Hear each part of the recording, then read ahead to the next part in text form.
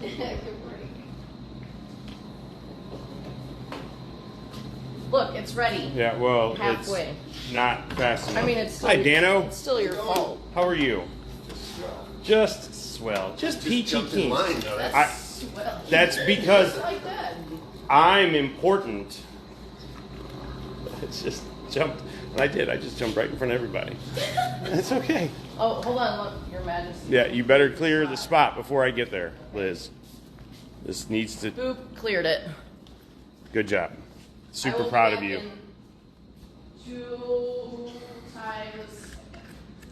Don't do math. 6 seconds. Good freaking morning, Facebook world. How the hell are you? Welcome to the range. We're sure we were going to actually be able to do this week. We have kind of a crazy week. I mean, are crazy weeks even crazy anymore, or are they just normal? I think crazy weeks are just busy. Let's ask Google what crazy is. Don't do that. It's dangerous. It is. Danger. Good morning, Miss Elizabeth. Hi, good morning. Hi. How are you? We're back to not showing anything up there. So we have no idea if you guys are out there in the Facebook world watching us or not. So if you could, put a little comment down there and say hi, and then we'll say hi back. Unless we don't like you, then we won't say hi back. We'll ignore you. Don't say that, because we might genuinely miss one of them. Well, but then they can just go through life thinking that we don't like them. That's terrible. I mean, they probably don't care. They probably don't. Probably Nobody don't care. Nobody cares. What are we talking about? What did you decide on? I decided that I was going to push the buttons on the camera while you decided what to talk about today. What did you label it? I'll tell you, I didn't label it anything. Seriously? Yeah, I didn't. I just said morning coffee. Because I didn't know. My toe right now is, I can feel my heartbeat in my toe. It hurts. Oh, no. It hurts. It's like the cartoons where the... Yes, that's what it feels like at the moment. That sucks. That's good. That's great. Grand. Yes. I went to jiu-jitsu this morning, and I've got something out in my back, and so my neck is sore and all this stuff. I really didn't want to go this morning, and now my back don't hurt because my freaking toe hurts. I ripped my damn toenail off this morning, which is glorious. It's like... Adam, good morning. Gordon, good morning. See, we like Adam and Gordon because we said hi to them. Yes, hi, I Adam do. She doesn't like you because she didn't say hi. I did, actually. You were just talking over me. Well, anyway. I was going to say something, and now it's gone. Oh, you've got plenty to Surprise. say, I'm sure. Okay, so what are we talking about? Go. Aren't we going to talk about skills, CCW skills, and so on? Like, I don't know if CCW skills is the right word, just gun skills, shooting skills. That's a good point, though. Okay. So what skills are important for using a gun? Like, we're talking outside of general fundamentals, kind of. Yeah, it just depends on what your end goal is. Yeah. Right? Like, you have a student who's not interested in a gun for self-defense, which isn't that uncommon. We have people that get into this just for fun. Yeah. And just have a 22 or a 9mm or whatever it is, and they just want to shoot and have some fun with it, and that's totally okay. So an end goal for that person would be different than an end goal for somebody who maybe wants this for self-defense. Or someone shooting competition who just has a desire to compete. In fact, a lot of the people that we qualify for holsters here, like we have people fill out this little questionnaire kind of things, like their information, and then we ask the question, do you carry, or how often do you carry your gun? And at least from the ones that I've run, it's actually more often than not that the person doesn't carry on a normal basis. That really surprised me. Yeah, it did surprise me too. We'll see a lot of every so often, not very often, never, rarely, and that really surprised. And that question's purely there for that reason, just to get an idea of how many of our customers carry, and maybe why they want to do the holster qual. So, that really surprised me. But I see a lot of people come in with like full competition rigs, so there's a competitive element to shooting, and I think a lot of people don't realize that, especially new gun owners. In our classes, we play a video of, some different competitions and just, what do you call it? B-roll? B-footage? Yeah, B-roll. Yeah, B-roll.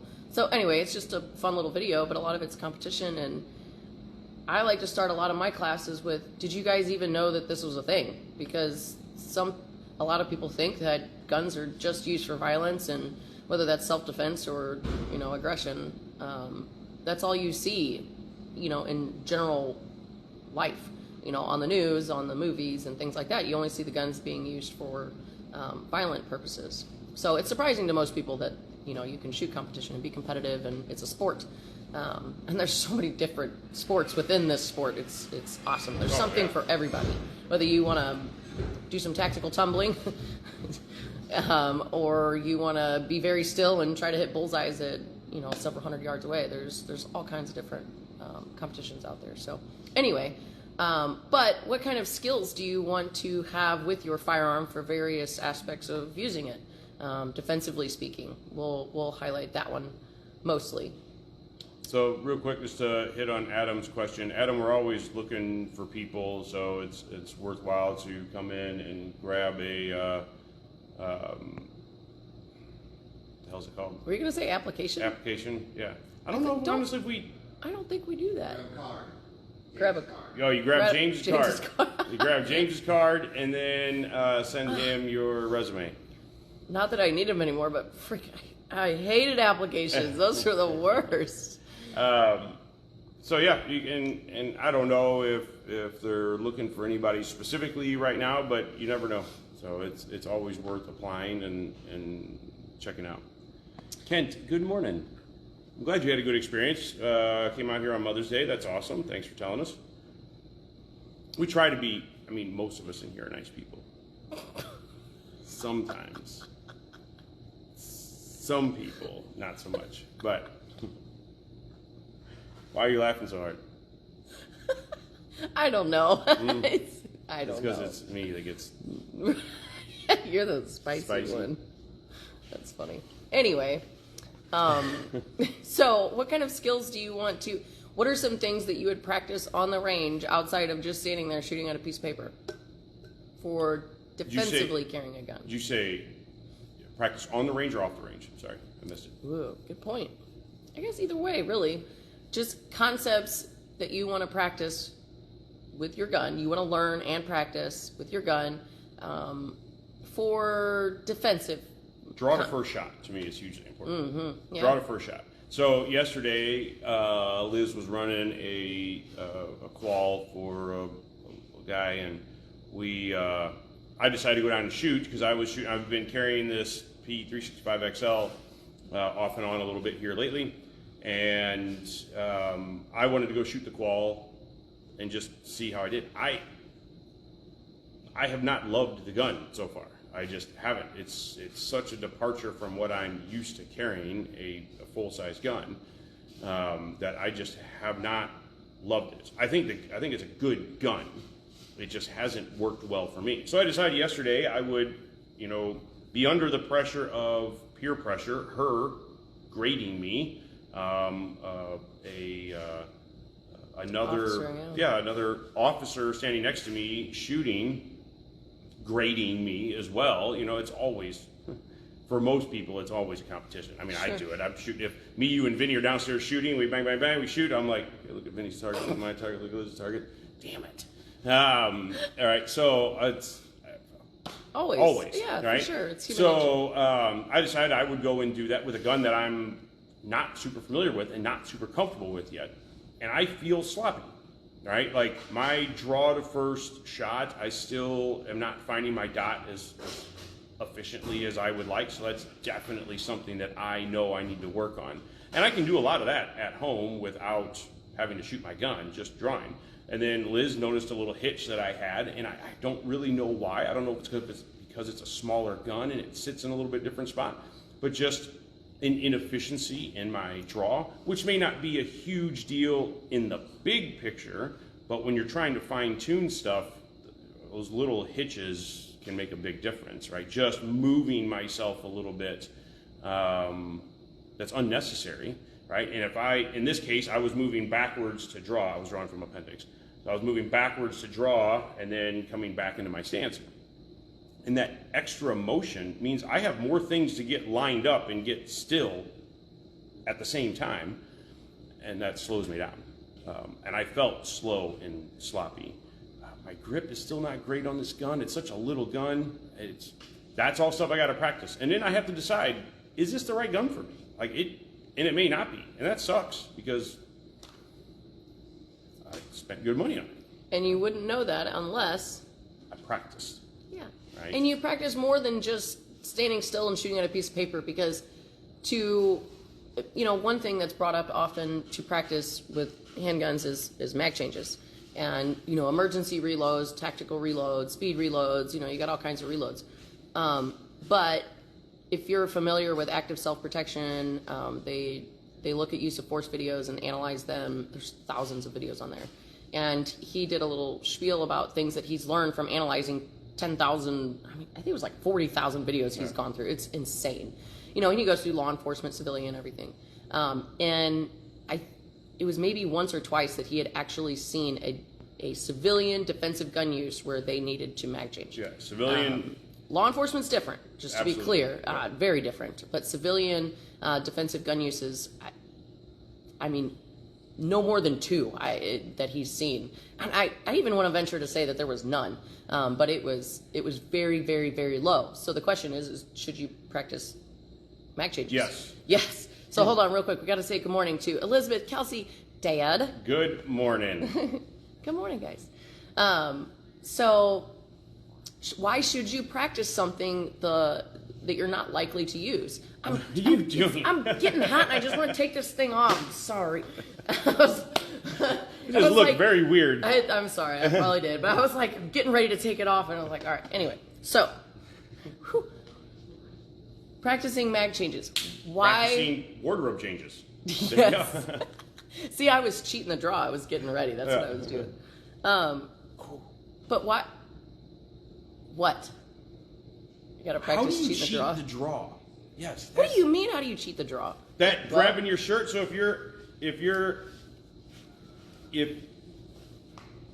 why is that cheating? Well, that's not. Exactly. If you ain't cheating, you ain't trying. Yeah. But. Okay. Sorry. It's just the concept of cheating the draw. That's what it's called. Yeah. Anyway. I got you. That's where I was rudely interrupted. Smartly interrupted. I deserve that. So why should you practice mag changes? Well, first off, any amount of training you do with your gun, especially as you're getting to know it, all these things are going to come out. Me, for example, I'm a prime example of this. When I shoot a gun, and we were just talking about this with chalk, putting chalk on your hands while you're shooting to help you with grip. I don't prefer really to train with chalk because it inhibits my ability to move my hand around the gun to hit magazine or slide stop, things like that. So I would never know that unless I had trained and used it. And that's something that you have to know about, when you buy a gun for the first time and you're getting used to it. Use it in all kinds of different ways, even if you're practicing mag changes to where it's not something that you would likely use in the future, but it is getting you to know your gun, getting confident with your gun, understanding the function and how it works, and it just builds skills. Yeah. Right? Builds comfort. If you, I don't know if I should say this since I have teenage sons getting ready to start driving, but if you can go out and do donuts in a parking lot and learn how to control your car, it's not because you're going to go out and do donuts all the time. It's so that when your car starts sliding around and slipping around a little bit, you already know what that feels like, and you just have a better sense of control over this thing. So even though a mag change in the context of self-defense is extremely unlikely, it just helps build comfort with the tool, that whatever's going on with it, you can make happen. Yeah. Now, if you get into competitive shooting, mag changes are hugely important. Yeah, absolutely. Hugely important. And depending on let's say, if you get into an action shooting sport, if you're doing what's the Glock one called? Oh, Glock shooting sports. GSSF matches, or you're doing bullseye matches. Mag changes don't matter, right? But if you're doing something like IDPA or USPSA or the new 2-gun that we got started up, mag changes are going to be important. Sometimes they're going to be forced on you. Sometimes your gun has capacity limits. Getting to know what the gun feels like when it's running out of ammo. You can feel when you get comfortable, much more comfortable with your gun, you can start to feel when the gun's getting light. Oh, yeah. Right? When we shot a match this summer, the Spartan 300, when we shot the Spartan 300 and shot the team match at the end, when it was just, it was a freaking hose fest, man, of just shooting. I don't remember, I went through like 80-something rounds easy in 45 seconds or something stupid. But you can feel, as you're shooting a gun, you can feel the gun getting light, and you're like, okay, if I don't knock this target down, I'm just going to do a mag change when I go to the next target, or I'm going to run out here in a second, because you just start to get a feel for that. And you don't get that unless you shoot the gun. Right? So it's, even though the mag change may not be necessary for a gunfight, for a self-defense type of situation, it's still an important skill to have, just to have an understanding of how the gun works. Yeah. Right? And we see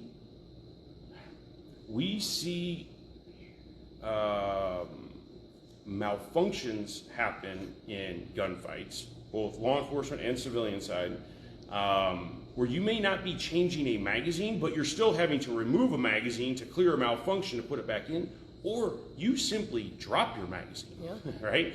We see that a fairly high percentage of times where somebody grabs their gun and they've got some goofy grip on it, and they maybe get a shot off and the magazine falls out.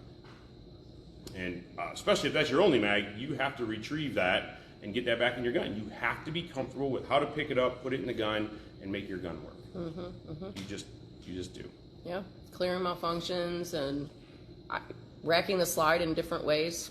Like, I think I've said this before, but one of the classes I took where I learned so much, at least I gained a lot of confidence and understanding with my gun, is when we did a lot of single-handed manipulation, and I was required to rack my gun off my belt or on the bench or something else like that, and only use one hand, whether I needed to load it or clear malfunction or rack my slide, whatever it was. It just gives you confidence with the tool in itself, and you start to learn different ways to apply the same technique. If I don't have my other hand, what do I do? If I've never gotten comfortable with my gun like that, then I would be lost in the moment. If I'm holding my 5-year-old that still likes to be carried sometimes, let's just say I'm holding Benny as he's super tired, and we're walking up the path to go to daycare, and some idiot decides to try to hurt us, and I still got him in my arms. The likelihood of me putting him down, that's tough. But I only got one hand. So, in any case, whether your hand is doing something already, the human nature aspect of using your other hand it doesn't always happen. So, to understand how to use your gun single-handedly is kind of rewarding. What? Why are you all being... I just thought of something else I kind of want to talk about, but I don't know that we have the time today. We have time. But we can at least start it. I want to... Yesterday, when we were going to lunch. Okay. I don't remember. And we got asked to roll down our window. Oh, yeah! That's funny. Right. Like a decision I had to make was somebody pulled up next to us. We were going to a luncheon yesterday, and somebody pulled up next to us and was like, and they weren't next to us. They were two lanes over. Back up first, and because you had to floor it to get in front of them because you needed to get over into the lane. So we were on Page or wherever the heck we were, and we had to jump across 4 lanes of traffic to make a left-hand turn on Chutes. And so I'm looking, and this guy's coming up behind me, so I get on the gas, and I didn't cut him off, but I got over in front of him pretty aggressively, and then over another lane, and so on. We come up to Chutes. We're stopped. They're stopped about a car length behind us and a lane or 2 lanes over. And something caught out of the corner of my eye, I saw his window go down, so I turned around and look, and he's motioning me to roll down my window. And the first thing I'm thinking is, no way, dude, because I don't want to get into a verbal altercation because I cut him off or whatever. So I'm trying to decide. I'm also not carrying a gun at the time. Okay? I was the protector. She was carrying a gun. I was not. And so I had to make a decision. The guy kept motioning. He's like, no, come on, just roll your window down. And he kind of had this look in his face like non-aggressive. But you never know. He could have just started yelling and screaming and then maybe got out of his car or something if I couldn't keep my mouth shut. So all these things are running through my head. And I just decide, okay, screw it. I'm going to trust it and go. And he was just like, hey, is that thing a V8? I was like, no. Oh, it sounded really good. You know, it was just an innocent question. Yeah. But it was an interesting interaction of, should I engage with this person or not? It surprised the heck out of me because I was running my mouth about something and surprise. Surprise. And then all of a sudden my window starts rolling down. I'm like, what the, or the one behind me. Yeah. Well, I was like, what the heck? And I started rolling yours down first on accident. I was trying to roll the back window down because he was behind us. Yeah. So caught me off guard, but it was that interesting. A V8? Yeah. It was a super cool guy. Yeah. But should I? Should I have? Right. I don't know. It's weighing all those options, and it took me. I mean, it probably took me 8 or 10 seconds to run through some stuff in my head. Like, there's cars in front of me. Do I have a way? If this guy jumps out of his car, do I have a way to get around and get out of there? And I did. What do I do if I can't go anywhere and he starts shooting, you know? And so then Liz and I talked about, well, how does that work for you? Oh, right? yeah. Because if she had to use a firearm to defend herself, she was in a really bad spot as far as angles and all that stuff goes. All of that stuff is important stuff to think about for down the road. Like, come up to a stoplight and look at something and be like, hey, if this guy 3 cars back starts yelling and screaming at me and all of a sudden something starts happening, how do I get out of here? Where do I go? Yeah. And something else that we were talking about and kind of leads us back to the skills aspect of what we were talking about is, you know, he was behind us. So naturally we started going down the what if path. And, you know, even after we knew he was a good guy, it was just a what if. So, and these things play out in your head, and it's good to have these discussions in your head or with someone else, you know, have these discussions with us. But so we started visualizing what it would have looked like if he would have gotten out and gotten aggressive with us and we needed to use some level of force. Well, then I started thinking about like how I would turn my body to address the threat. And I don't remember how it came up, but he said something about switching to your left hand. And I was like, I don't think I would have. Now, it would have been strategic. It would have been the right choice for me to switch to my left hand because of, you know, this corner, the B pillar, you know, that gives me some level of at least concealment but a little bit of cover. And if I were to stay using my right hand, I would have been out in front and exposing myself a lot more than necessary. Whereas if I were to switch to my left hand, I would have been able to stay mostly behind the B pillar. But we kind of went into that just to my own demise, I would have stuck with my right hand and just continued to, you know, come around the corner, not switch hands. Because in the past, when I've practiced coming around barricades, I haven't necessarily switched hands a whole lot. So that's not something that I do on a normal basis. You don't have to. Yeah. You know, when you're mobile, there's not. I don't feel. Some people feel there's a reason to. I don't really feel there's a reason to in most situations to. Yeah. If I'm going to shoot around a left-hand barricade, just change to my left hand doesn't really change much. Right. For me, for exposure-wise, but that extreme angle though, changed a lot. And shooting around barricades, you don't usually get that extreme angle. So, you know, so that was a cue into my training that, you know, I need to practice that. Just because, you know, because I want to be comfortable shooting with my left hand if that's the most advantageous, or shooting with my right hand. You know, I want to have what we call tacit knowledge to be able to problem solve in the moment without thinking about it really. It's the ability to. You have all these solutions up here. Yeah. And all you have to know is which one do I grab? Yeah. And hey, if that solution doesn't work, I can grab this solution. If you're trying to figure out solutions and build that tree in the moment, that's right. Absolutely not going to happen. Yeah. You need to have an overabundance of skill so that when things go sideways, whatever sideways is, whether that's defensively or that's in a match and you start getting in your own head, or you happen to miss a target or hit a no shoot or something, and then all of a sudden everything starts to fall apart.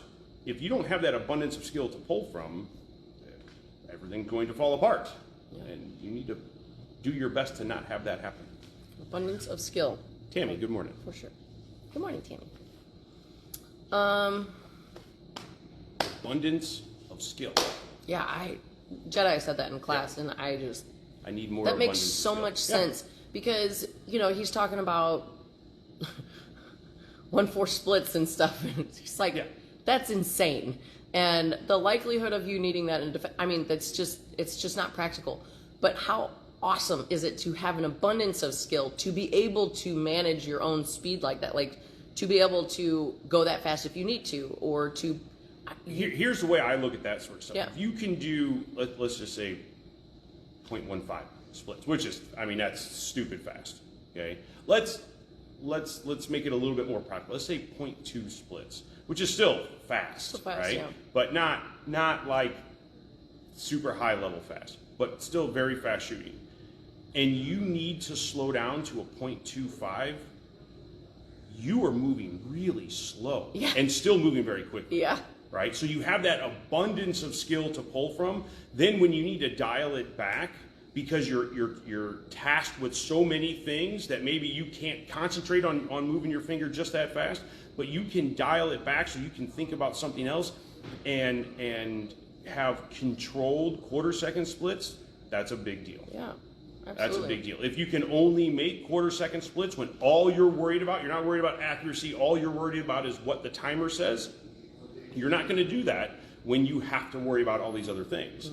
So if you can have that overabundance of skill and then dial it back to the task at hand, even though you're dialing back to still a fast speed, it's going to be very slow for you because of that abundance of skill.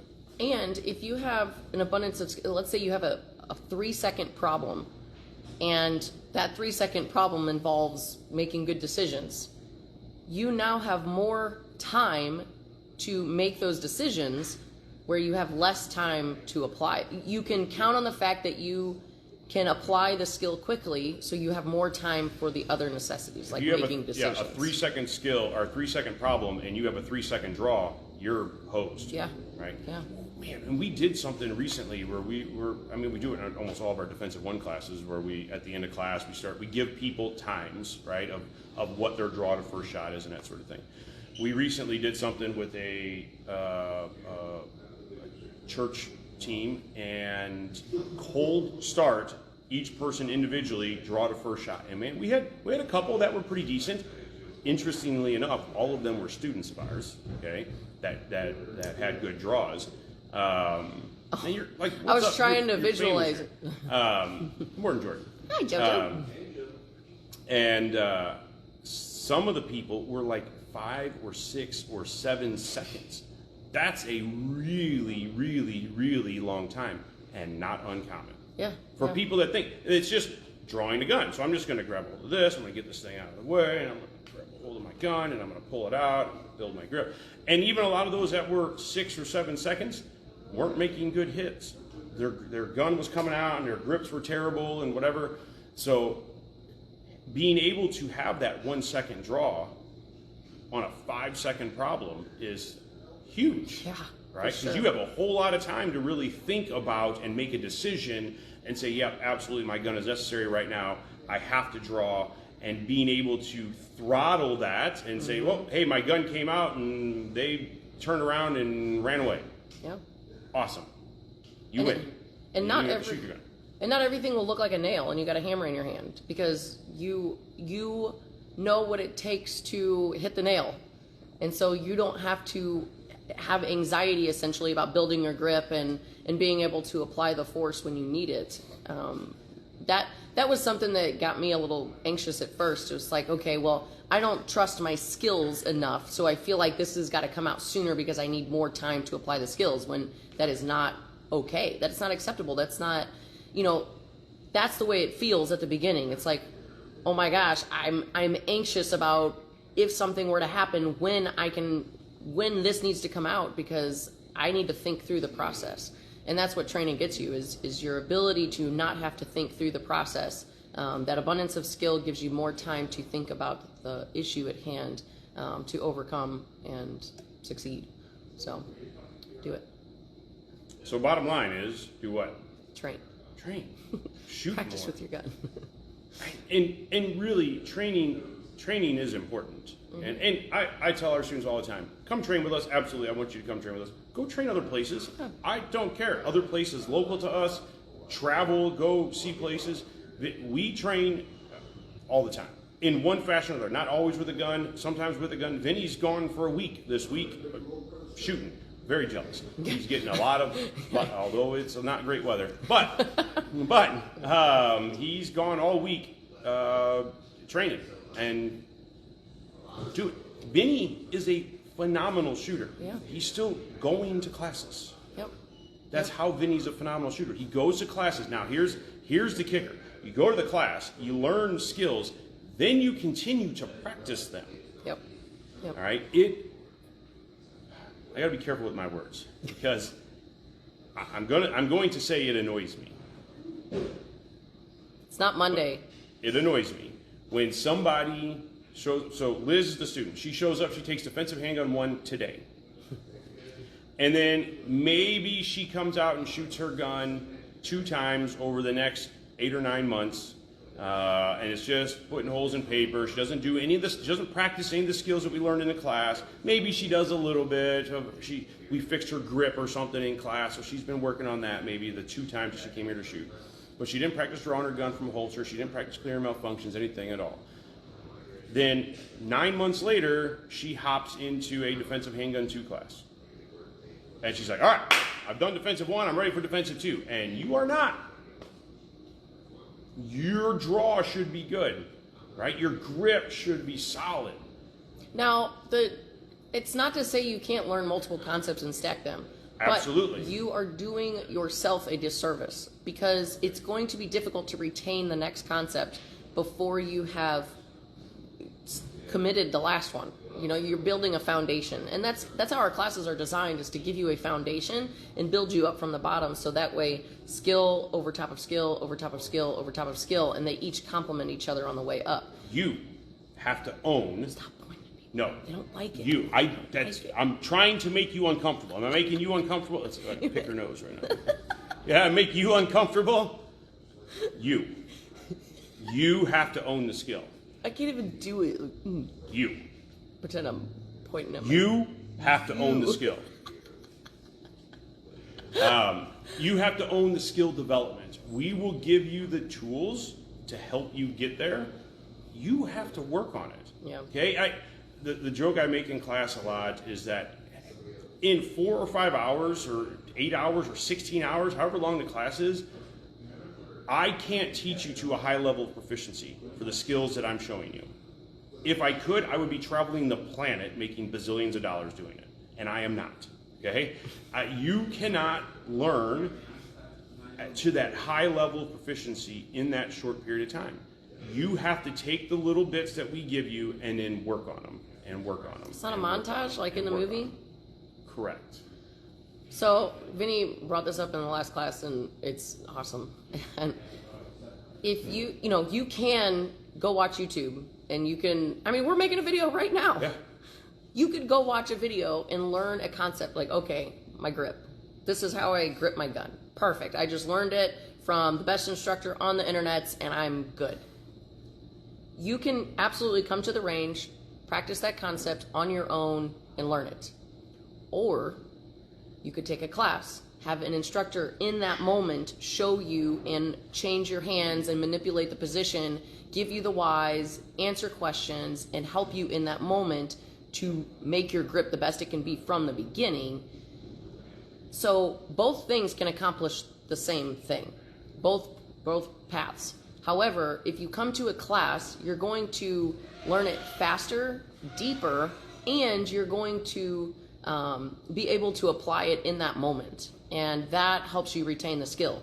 So if you were to learn it from a YouTube video and then come, you know, even later that afternoon or the next day or week or whatever, happy birthday, Chris. You're going to spend more time, effort, ammo.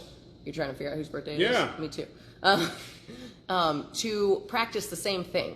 Okay, so just think about that. You can do the same thing, but how long it takes you to get there and with what amount of resources does it take you to get there? So just something to consider. And a lot of sports and skills are like that. To have a professional show you from the beginning is way more advantageous than self-teaching. But it's not to say self-teaching is bad. Yeah. Like that, we do that all the time. I promise you, I spend most of my time self-teaching all kinds of things, you know, reading books or listening to books. I mean, listening and learning from other instructors and all kinds of things. One of the big things is being a professional in the world, we can watch these videos and be able to tell whether or not they're full of crap.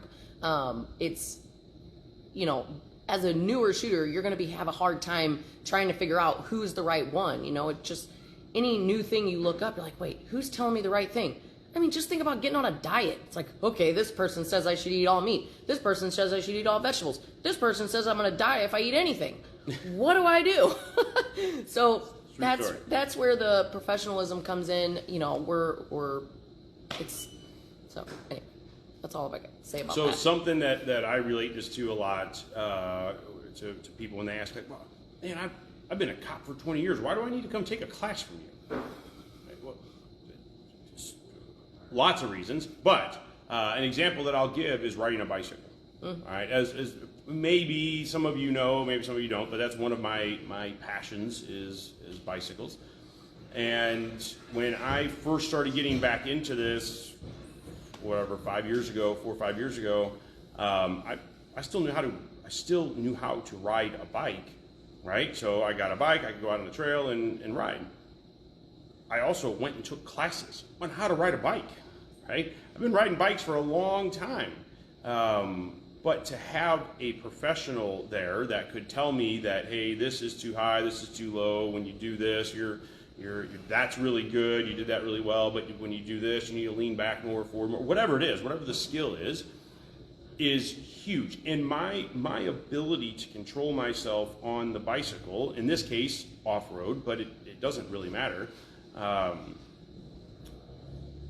grew way faster than if I had just plowed through it and learned on my own. Sure, you're going to learn things through the school of hard knocks and crashing and all that. That didn't work. Let me go try it again. And you crash again. Well, that didn't work. Let's go try it again. But it's your learning process happens much faster for most people. Certainly not for everybody. Do we have students that show up that really haven't shot much before but have learned a lot of stuff on YouTube and happen to pick good channels with good information and good instruction? Yeah, sure. And they can show up here and be very proficient and actually a good shooter. And then we can start nerding out with them and making minor changes and so stuff. Much fun. And it is fun. Awesome. It's a lot of fun. And not everybody said, wait, we also have people that show up and say, well, when I watched on YouTube, they told me to hold the gun like this so that I don't get slide by to make sure I keep this hand out of the way. You don't know what you don't know. What? That's not dumb. Good information. Right. But you wouldn't know that. Exactly. The student doesn't know that. It sounds logical to them, but it's not great info.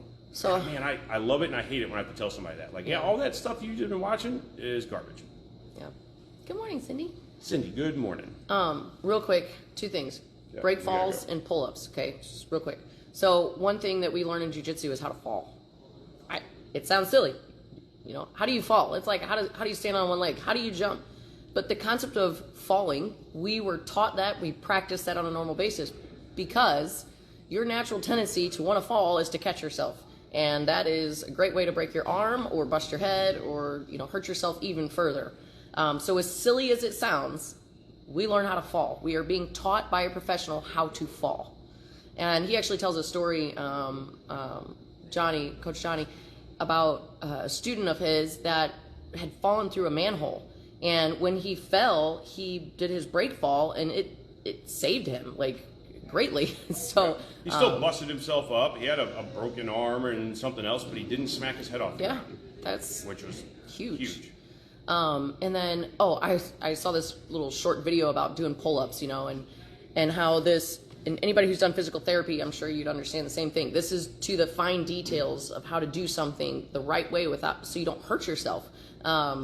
And it was just something simple about like where to position your shoulders. This guy had come in to see this professional about doing pull-ups, and he had all this pain on this one side, and it was just purely because of how he was doing pull-ups, and it was such a minor adjustment, but it changed everything.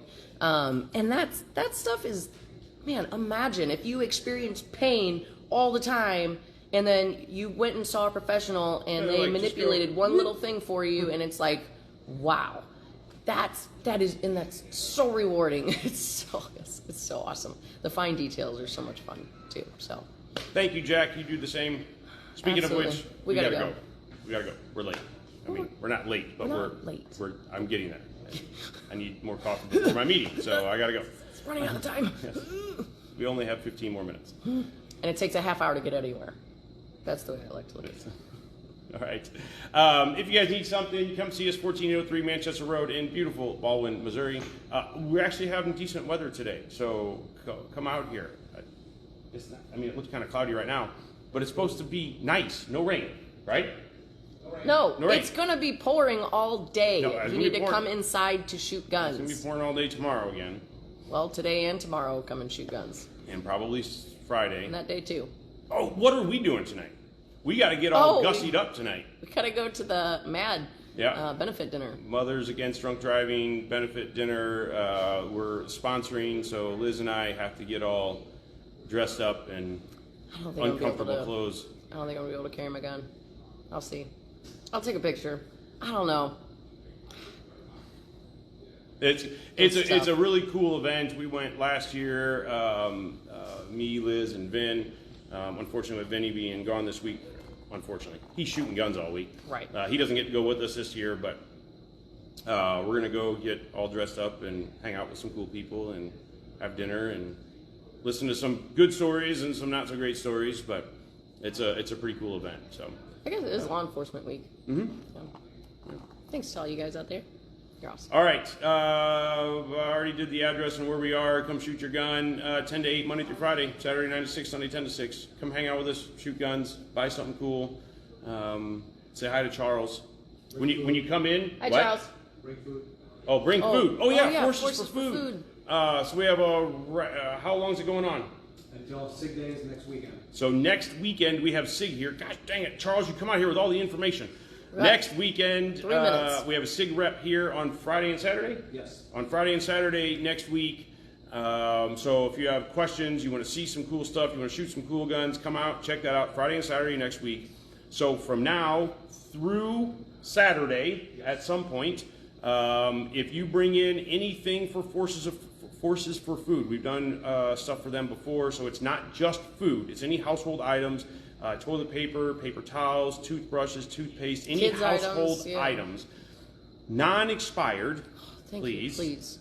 Non-expired. Don't be that jerk that's like, man, I got 12 cans of corn over here that are expired 6 months ago, so I'm going to get that in.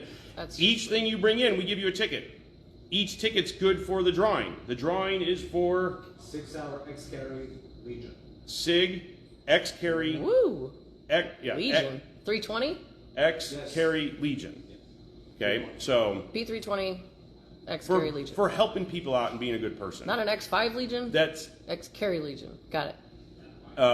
That's the point of it is to help other people. The benefit to you, potential benefit, is that you might win something. Yeah. So be a good person, help people out, bring in some stuff, right? Bring in toothpaste, toothbrushes, mouthwash. What else? What? Do I have bad breath or something? I don't know. I was just thinking that as I was saying. I'm like, man, I'm concentrating on breath this morning. So anything you bring in from now through Saturday, Next week. At some point on Saturday. We're doing the drawing on Saturday, right? Not this Saturday, next Saturday. Next Saturday. Yeah, not in like 2 days or 3 days or whatever Saturday is. How far? Math is not my strong suit. So 2 Saturdays from now. Come out here, see all the SIG goodies, check some of that stuff out, and you get to shoot some guns and pick the brain of the SIG rep while he's here. Baseball targets are still going on. That's it. Nope.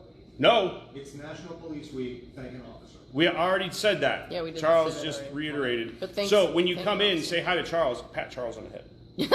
I don't know why, but we got to do that. That's the way you got to do it from now on. If you see Charles on the floor, go, oh, hi, Charles, and pat him on the head. Okay. Yes, it is National Police Week, so if you can. And Wheel Gun take it Wednesday. And Wheel Gun Wednesday. Where's Dan? Dan, what you got today, buddy? Dan doesn't have a wheel What? gun on? I do. It's not on. Oh. Make it happen. Dan has a wheel gun that he could use as a A cane. wheel gun. It- Oh, as a king.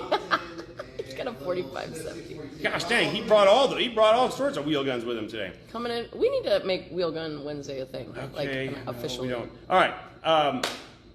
we're out. See you later. Bye. Toodles. Hit the button. Awkward We've pause. already awkwardly paused, We so hit the haven't.